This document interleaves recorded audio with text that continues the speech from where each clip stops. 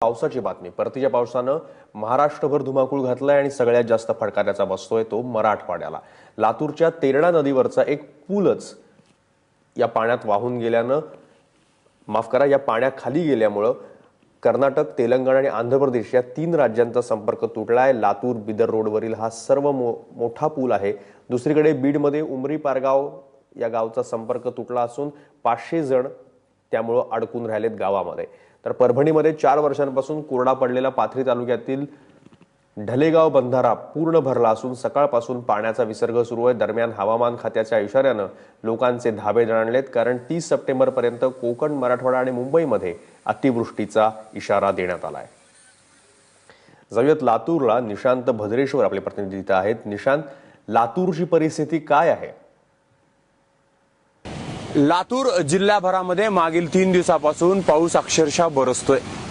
लातूर जिल्ह्यातील मांजरा, रेणा, घरणी, तावरजा यासारख्या अनेक नद्या अक्षरशः दुथडी भरून वाहत आहेत। मांजरा धरण जे लातूर शहराला पाणी पुरवठा करतं, बीड जिल्ह्यामध्ये येतं, मात्र ते अद्याप भरलेलं नव्हतं किंवा त्याच्यामध्ये पाणीही नव्हतं की जिथ्यानं लातूर शहराला पाणी पुरवठा केला जाईल।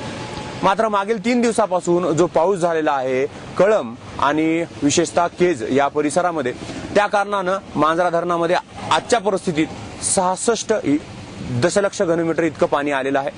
अजून पाण्याची आवक सुरू आहे। जवळपास 100 MLD पर्यंत पाणी जाण्याची शक्यता वर्तवण्यात येत आहे। त्याच पद्धतीनं जिल्ह्यामध्ये निलंगा, देवणी आणि औराद या भागामध्ये मोठ्या प्रमाणात पाऊस झालेला आहे।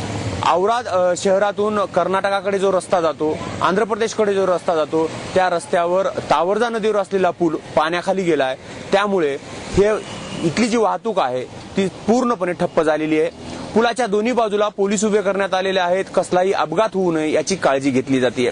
त्याच पद्धतीनं देवणी तालुक्यामधील अनेक गावांचा अक्षरशः पाण्यानं वेढा घातल्या कारणानं संपर्क तुटलेला आहे।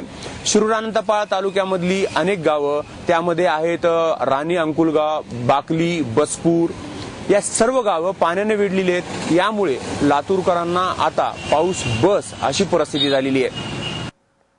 धन्यवाद निशांत। लातूरहून निशांत भद्रेश्वर आपल्याला माहिती देत होती की काय परिस्थिती आहे लातूर जिल्ह्यामध्ये पावसामुळे। तर तिकडं कोकण पट्ट्यामध्ये सुद्धा पावसानं वाहतुकीवर प्रचंड परिणाम झालाय। कुंभार्ली घाटात जो चिपळूण कराड या मार्गावरचा घाट आहे तिथं दरड कोसळल्यानं वाहतूक ठप्प झालेली आहे।